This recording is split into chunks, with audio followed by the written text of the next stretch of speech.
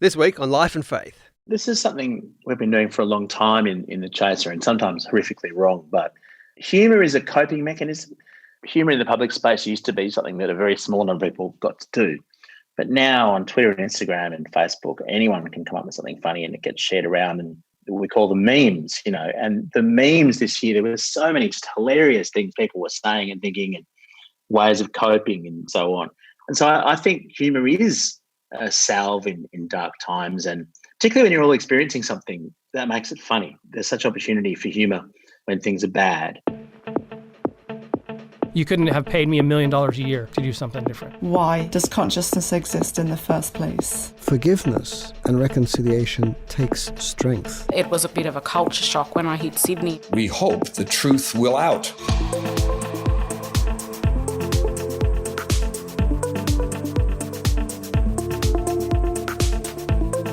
This is Life and Faith from CPX. I'm Simon Smart, and this is our first episode for 2021. So, Happy New Year, even though it is February. But it's great to be with you for another year of Life and Faith and conversations about the things that matter. And as usual, we'll have some fascinating guests and topics to discuss. And to kick us off, we're casting our minds back to 2020. Now, I know many of you might just want to forget it and move on, but it was such a monumental year in so many ways. We thought it would be fun to have a more light-hearted look back by talking to Dom Knight about his book, The 2020 Dictionary. Now, there were so many terms and ideas and events that came to us for the first time in 2020, and we all got very sick of the word unprecedented. And Dom Knight has given us a fun treatment of all of this. As you'd expect from someone from the Chaser comedy group, Dom was an original member and writer.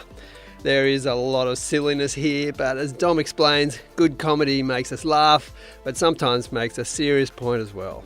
And he certainly does that. Dom Knight is a novelist, comedy writer, and radio host. It was great to talk to him about the year we've all just endured.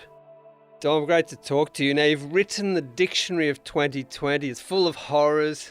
At what point last year did you think, I've got enough material to work with here? I'm imagining it was pretty early on in the year, right? I only really thought of the idea, I guess, in June or something. And Okay. The year before, I'd written a thing called the Australian Dictionary. So that was a kind of Christmas 2019 project. And it was all about Australian slang and the richness of how we talk and what that reveals about us and all that kind of stuff. Yeah. And so I like the dictionary format because it lets you range over a whole huge diversity of subjects. And some of them are short, some of them are long, some of them are biographical, some of them are very nerdy and things that the reader might not have heard of, and some are things that we dealt with every day. But it became clear in the first half of last year that a lot of language was coming to the fore that we hadn't heard of before, a lot of technical terms, medical terms about things like flattening the curve, social distancing, this new term that we started hearing, talking about reproduction rates of viruses and all these things. And we all became fascinated by that because it was governing how we live. The stats on all this were really driving the decision-making and subjecting us to a very unusual way of living that we weren't familiar with. So when all that language came down, I just thought, well, gosh, this would be an interesting thing for another dictionary. I couldn't work out what subject, because I didn't want to do a COVID dictionary because I thought that no one's going to want to buy that. That's going to be hugely depressing. But then I thought, well, people were starting to say, oh, that's so 2020, or what a 2020 thing for this to all go wrong. And it kind of became the kind of Murphy's Law, I suppose, of that period, everything being, oh, of course 2020 would end with this or whatever. And so I thought, well, why not do a 2020 dictionary of this new world that we were living in for a period of time? And once I had that, and I had the concept of having the zeros in 2020 being emoji. So there's a mask emoji that looks a bit startled on the cover, and then a toilet roll being Yes. the second zero when viewed from the side. Yeah. And so I thought that would be fun too. And you've always got to think about the cover when you're pitching a book. So, it seemed like a project that would have a lot to fit into it. And really, I could have kept going. It could be twice as long, really, if the publisher had been willing. It's really a fun read and sort of interesting, and especially as you think back over that year and what it was like. I remember being at a New Year's Eve party as we were bringing in the new year of 2020 with a family that had a dreadful 2019. And they were going, here's the 2020. And who could have imagined what awaited them? Yeah, well, I spent New Year's Eve of 2019. I spent that entire evening doing an incredibly long shift on the radio doing bushfire coverage. And I got home just in time to kiss my wife and then go, yeah, okay, Happy New Year. And I was just absolutely exhausted from reading where the fires were going and knowing that there was more of that ahead of me. And so I thought, okay, this is terrible. This is really bad. But it'll be better once this is all over, once the fires finish. Yeah. It'll be a new year, fresh start. We'll get out of this period of disaster. I couldn't imagine that something far more serious and global in its impact would follow soon afterwards. Who knew? Well, no one knew. As I was going through the book, I was sort of reminded of all these things that you kind of forget about. I mean, the fires seemed like a decade ago, but you're obviously you saw it as your job to remind us of just how terrible things had been, right? Well, I mean, it was an attempt to capture 2020, all of its misery and horror, and also the brief of everything that happened in 2020 meant that there were all kinds of events happening here and there, and all the Tesla shenanigans and space exploration, and there's a joke in there about how the country of Macedonia changed its name to North Macedonia, which I hadn't heard of, but I just thought, that'd be interesting to put in because that was such a long-term dispute between Greek Macedonia and the sort of Slav country Macedonia. And it struck me as the only example I could think of actually people cooperating and compromising, a sort of lost art. So anything that happened this year was fair game as long as I could think of something to say about it. Speaking of cooperation, we did have at least a period last year of more bipartisanship in politics than we're used to. Were you encouraged by that? Do you think there's any sense of that possibly lasting? Because my sense was that people really actually appreciated that. Oh, absolutely. And I mean, I guess this comes down to, and there's an entry on this too, the national cabinet in many ways. And the notion that we are one community, we're one country that needs to work together at times like this. And the strange thing about national cabinet, which replaced the Commonwealth premiers, and I can't remember what it was called, but the previous meeting that happened, is that of course we should have leaders meeting regularly during a crisis. That hadn't happened during the fires, and it was a disaster. And there was blame shifting. It's so easy to just go, oh, it's federal government's fault. Oh, it's the states. Whereas in fact, we don't care on the ground which arm of government it is. Just sort it out, keep us safe. And that's such a fundamental part of being in a community. And so national cabinet, I think, was sensible because the science on this, even though it was in other parts of the world, it shouldn't have been partisan. It should have been a matter of, here's the problem, here's what we understand, here's the best advice from our experts, we're going to act on that. And you know what, if they change their mind tomorrow, we're going to update the policy settings to keep with that. And reacting to what was going on the ground. And in so many respects, and there's obviously the climate and the fires as part of that, we don't do that. We don't listen to experts. We don't trust people. And instead we attack and we demonize. And that's a very unfortunate thing in the public square. And we've been able to see in other countries how that has diverged and gone in another direction, to the point where even believing election results certified by officials of your same party in the US was seen as an act of treachery and an act of partisanship. So I think we were lucky in Australia that we were able to put all that aside and actually work together. I think it was quite an inspiring thing. When it happened, there was still some blame shifting here and there. Dan Andrews copped it quite a lot during the course of the year for various reasons, but there is hope there of the seeds of a more sensible civil society and polity going forward. We could never have anticipated what this was going to be like. And I wonder if you, as you've sort of reflected on the year that was 2020, is there any sense of the longer term impact? We've talked about bipartisanship, but what about other things that you hope might at least stay with us for a bit? Well, I think there's a fundamental problem in how we approach planning in our society. And a lot of this comes down to the way that politics works and the way that we think. Our politicians are incentivized in 3-year cycles. Yeah. They get no credit for preparing for things years in advance. They only get credit for what happens on their watch.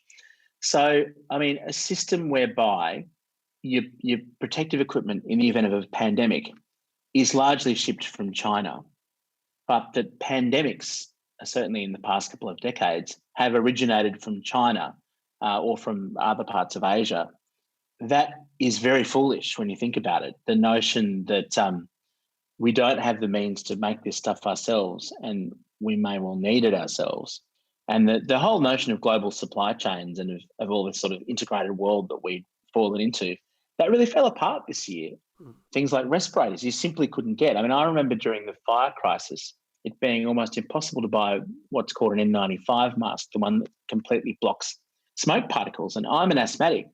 I had a very rough summer. Who knows what's done permanently to my lungs, because I couldn't find those masks that actually stop the little horrible particles of smoke going into your lungs. And the notion that a country that regularly gets bushfires and has a lot of asthmatics wouldn't have this sorted out and stockpiled was shocking to me. Yeah. And so what happens is we go around and we fix the last problem. I'm sure that somewhere in the suburbs we've set up factories to manufacture PPE, and I hope that's happening soon.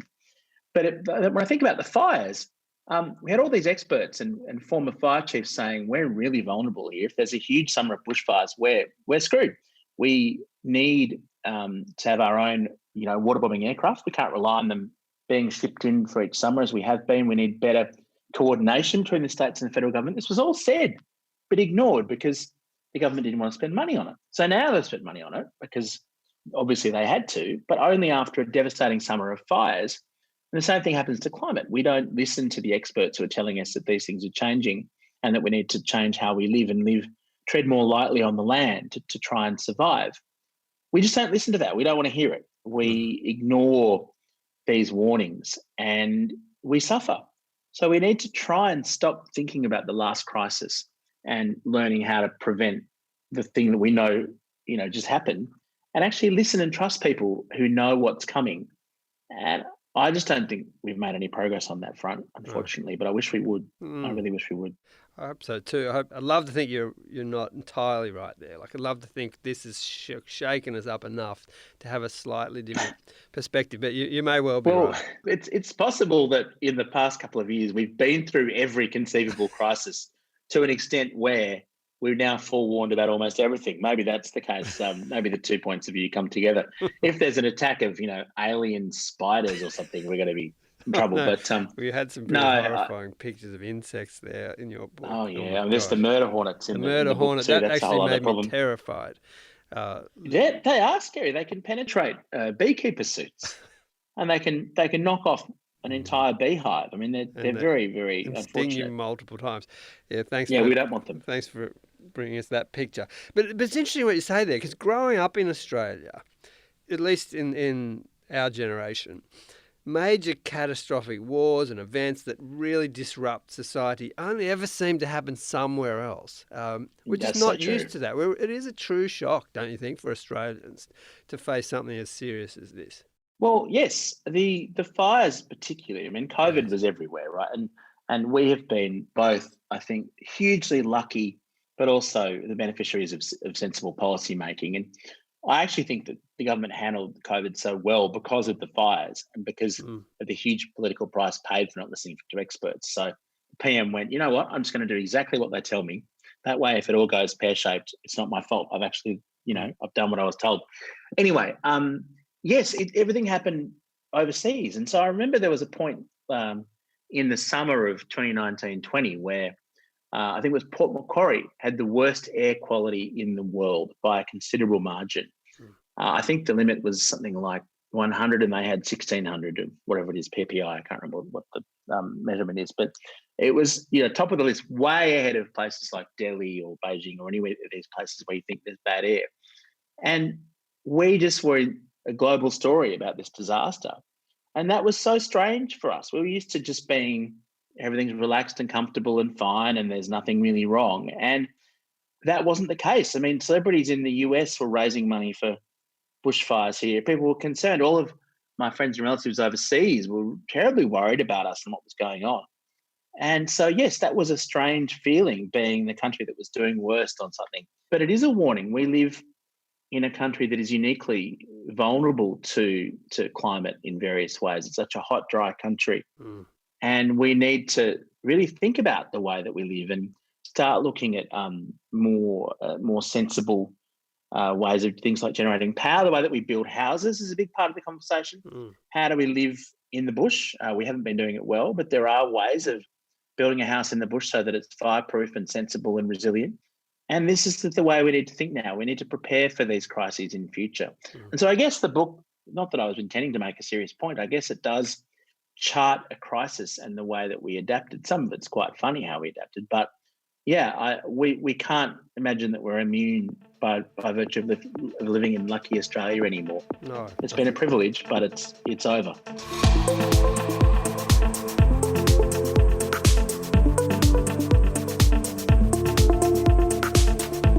This is Life and Faith, and I'm speaking with Dom Knight about his book, The 2020 Dictionary. We're hoping that this is a catharsis as we gear up for another year, a year that none of us are willing to make predictions about. And that was one of the hard lessons of 2020. Dom, the phrase "we're all in this together" seemed sort of encouraging at first, but then when we saw the way it played out so unevenly in 2020, it became a bit galling as well, didn't it? It did. And I mean, in some respects, there's great truth in that. We were all in it together in a way that I certainly can't remember. I think even in times of World War, it wasn't as global as COVID. And we live in such a connected world now. You know, a disease can spread on international flights within a matter of a week or two around the whole world. We didn't really think about that. And so in that sense, we were all going through this experience, wherever you were in the world, if you were in rural India, if you were in China, if you were in Russia, anywhere really. I think North Korea was shut off from it, but even they had cases of COVID in the end. So it just got everywhere. And the lockdowns, the shutdowns, the staying indoors, the social distancing, all that stuff, we were in together in a strange way where we were all experiencing it simultaneously while we couldn't see each other.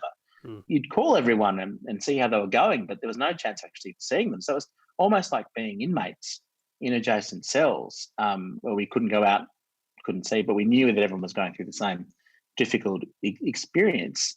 But we weren't all in it together in terms of how it affected us and how it endured. And I really think we were very fortunate here in how it was handled. It was brief, and except in Melbourne, the fatalities were less than a normal flu season.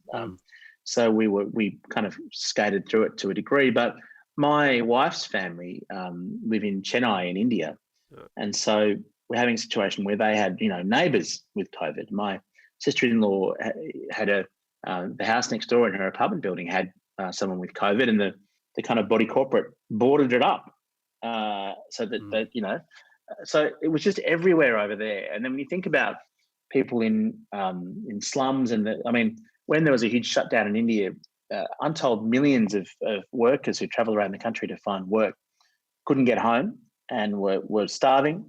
But of course, if you think of the giant slums in places like Mumbai and indeed in Chennai, the speed at which COVID would rip through a community like that is absolutely horrifying. And even in the US, we now know very, very well that not only are the elderly disproportionately targeted with COVID, but people who are poor, people of colour, again, disproportionately have to do this stuff. And we've seen this in Australia.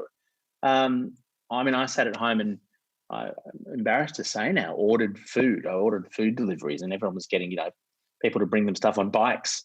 But that's a horrible way to live. I mean, a lot of delivery drivers have died this year, but that just means that they were vulnerable. They were out there potentially getting COVID, and we weren't.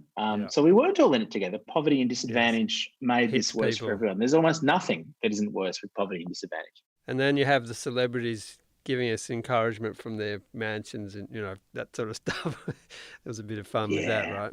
I mean, yes, we certainly had a bit of fun with that. I do a podcast called The Chase Report, and we had a segment for a while where we were playing the sort of Instagram videos and encouraging things that celebrities did and kind of having a laugh about that because they were so insulated from any hardship. I mean, okay, you've got to stay in your mansion and not go out touring, but they'd film these videos from these gorgeous spaces, There's something really wrong. Yeah, really wrong with how we live, and just the way wealth is concentrated is so disturbing, and it's not right. It's fundamentally not right, and I don't know how we change that. It's beyond my level of expertise or competency, but there's something really wrong about how privilege and wealth are spread around the world, and we have to do something about it. Now, you described this as gallows humour, It definitely is that. But I wonder about the role of humour in helping us to cope with very serious things. Do you have thoughts on that? Yeah, I mean, this is something we've been doing for a long time in the Chaser, and sometimes horrifically wrong. But humour is a coping mechanism. I mean, I think humour in the public space used to be something that a very small number of people got to do. But now on Twitter and Instagram and Facebook, anyone can come up with something funny and it gets shared around, and we call them memes, and the memes this year, there were so many just hilarious things people were saying and thinking and ways of coping and so on. And so I think humour is a salve in dark times, and particularly when you're all experiencing something that makes it funny. There's such opportunity for humour when things are bad. But also, I think the best humour has a kernel of truth to it. Either it hits on a shared experience or a shared insight. And sometimes I think that what you can say in a joke is more earnest and sincere than actually saying the thing, particularly in a cynical country like Australia. And we're very quick to pull someone off their high horse if they seem like they're lecturing us. But humour allows enormous sincerity, and I've always felt the best satire, and on occasion the stuff that we've done that's worked well, has come from a place of truth and a place of outrage and a place of wanting things to be better than they are. And so I think there is a role for humour in this period, and I hope the book is amusing, but also we look back on this strange period and how much we really suffered, and we can smile about it and maybe think, oh gosh, I can't believe there was a time when there was no toilet paper, or when the pasta ran out of a supermarket. And there is something funny about a world with no toilet paper. I mean, that's comedy. I hate to say it, but it is comedy. Now, there were some strange religious interpretations of what had gone on this year. I wondered what was the wackiest you heard. I mean, you mentioned in the book the Palm Beach County public meeting in Florida, where we heard the claim that because God had brought us into the world not wearing paper masks, it should be illegal to force people to throw God's wonderful breathing system out the door by doing this, forgetting that perhaps that would put this breathing system in peril. It's not a great theological insight during a respiratory disease pandemic, I think. But look, I mean, there's a long history of religion being something that is turned to during crises, both in a mainstream sense. I mean, I know it's been enormously difficult having churches closed this year. Many churches have adapted brilliantly by going to Zoom and finding a way to connect and bring a community together, even despite all of this. But it's also been the case, and I think it was the case even in biblical times, that quackery and hoaxes and fake healers abounded and tried to make money and trick believers and sell these sorts of things. So unfortunately, this year we've seen a lot of that kind of stuff. And I mean, not explicitly religion, but perhaps in a sort of secular sense. Pete Evans, this great lifestyle guru, his biocharger that cost $20,000 or something and had recipes to fix, as he said, the Wuhan coronavirus. I mean, that is a really dangerous thing. So, of course, when we're scared, we turn to metaphysical things. We hope that someone can make it better in an almost magical way. It's a human instinct that you see throughout history, and that was definitely the case this year. But fortunately, we also have science and rationality, and that seems to be the thing that's helping us actually come up with things like vaccines. So fortunately, that wasn't completely obliterated. But in this era of skepticism and anti-vaxxing, and perhaps some of the beliefs going around with that, I don't know how many people are going to actually take this stuff. So belief is a fascinating topic in 2020. We saw all kinds of strange thoughts going around. 5G being invented by Bill Gates as a mind control technique. I mean, this is pretty wacky stuff. Starts to make Christian church look sensible and normal. But we'd sort of resist the dichotomy of science and belief and want to talk about the ways in which belief can add to the richness of life.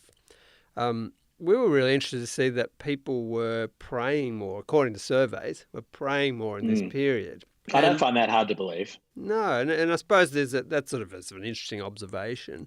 But I wonder whether, in a sort of broad sense, do you think there's a lasting reprioritising of things and perhaps a little more depth of thinking about questions of meaning and existence, which I don't think in Australia we're very good at. I think we have a very superficial we're very good at distracting ourselves from these sorts of questions. I wonder if you have any sense of that going forward. Well, it's an interesting point. I mean, certainly some of the things I've mentioned already in this discussion about the inequality of the world and our challenges in working together as a community, these are certainly matters that religion speaks to at its best, I think. Right. And that provides ways to live that where you're not meant to think about yourself and you're not meant to just look at your own lovely little backyard in the burbs and your barbecue and live in this little bubble. And we don't live in bubbles. I mean, even though the bubbles was a great term this year for people who live together or play footy together or whatever it is, but we don't live in bubbles. And the way that we live does affect others. And so I think we need to figure out what our values are and what we do. And I think in Australia, there's a huge gap between our rhetoric and the reality. And I think of that poor old family in Biloela. We've spent apparently $4 million keeping locked up. And what that says about us as a country and our priorities. And I mean, my wife's family are also Tamil. So there's a commonality there that kind of shocks me a bit. Yes. But I guess also the metaphysical aspects of belief, the notion that there's someone in charge, that there are answers beyond what we can see around us, that is a comforting thing at times and can really help. But then also you start getting into sort of questions of, well, did God decide to give us a pandemic? What was going on there? That's a tough one. And I'm sure a lot of people have been thinking about that as well this year. And it's one of the most fascinating questions in Christianity is, why does an all-powerful God let bad things happen? At what point is that sin working in the world? I mean, these are really interesting questions, I think, and particularly when bad things happen on a global scale as they have at the moment. Yeah. We'll have to have another whole episode to talk about that one because as you say, it's a question that occupies the minds of plenty of believers, perhaps the most challenging one. And perhaps the first very brief thing to say would be that the picture of the world that you absorb from a Christian worldview would at least cohere with your experience of it. So this very fallen, broken, fractured world. But then there's a whole lot of other things to say in response to that. I should also say, I don't think that, and I understand the notion that science and religion are not antithetical at all. I think that makes sense, that a divine creator would make a world that works according to science. That's always made a lot of sense to me. You talk about the 2020 summit from 2008 in your book. Oh, yes. Which offered up some what now are quite hilarious predictions, or at least aspirations for 2020. Now, last year has definitely spoken into the unpredictability of our lives, hasn't it? It's at least shown us that if we were under any illusion before that our lives were that we were in control, we have to have lost that by now. That's a very good point. I mean, you can't even plan an Olympics this year. I mean, it just all of the best laid plans, and I think we do often have the illusion that we can be in control. I'm just watching this wonderful series called Succession about a billionaire kind of Rupert Murdoch type figure who just imposes his will on his family and the world and business and gets his way. But then at the start, the first episode of the series, he has a massive brain hemorrhage and a reminder that you can't do that. And we do try to live like that. And it is foolish in so many ways. You need to be adaptable, but also perhaps a bit humble in the face of things like a pandemic. I had many plans for 2020 that didn't come off. And you've got to be thankful for the things you do have, really, things like family and community and the things that see us through tough times.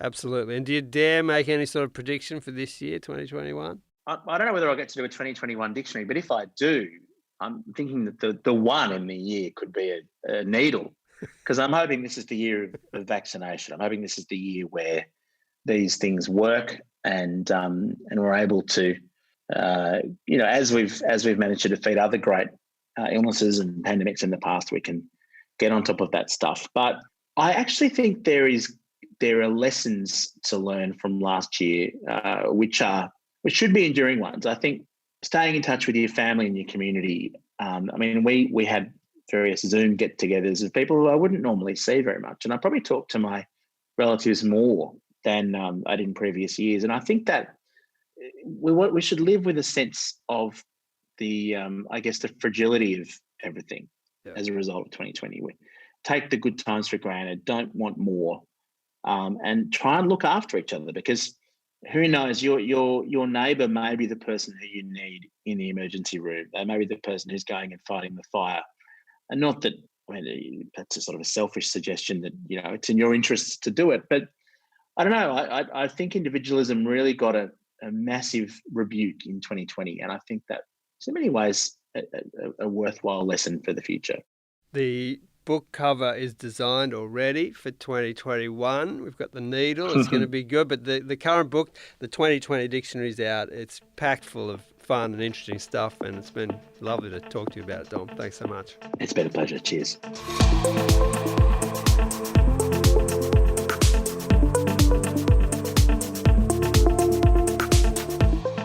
This has been Life and Faith with me, Simon Smart.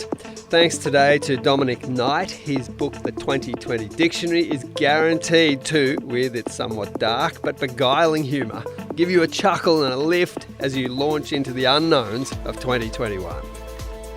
Well, we hope you'll take us with you on that journey too, as we aim to be good company along the way.